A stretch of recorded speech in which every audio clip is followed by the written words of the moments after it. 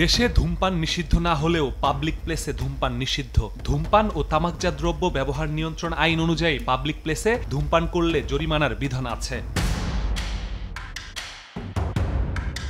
কিন্তু হরহামেশা এই আইন ভাঙলেও যেন দেখার কেউ নেই। মাঝে মধ্যে বিভিন্ন প্রতিষ্ঠান হুটহাট আদেশ জারি করে দায় সারার অভিযোগ আছে।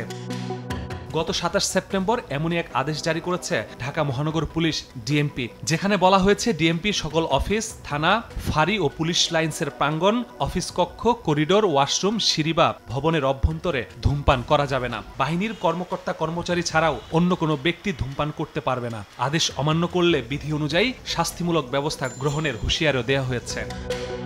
এ বিষয়ে জানতে আদেশটি স্বাক্ষর করা ডিএমপির সদর দপ্তর ও প্রশাসন বিভাগের উপকমিশনার শাহ মোহাম্মদ আব্দুর রৌফের সাথে যোগাযোগের চেষ্টা করে সময় সংবাদ। একাধিকবার ফোন ও খুদে বার্তা পাঠিয়েও তার সাড়া মেলেনি।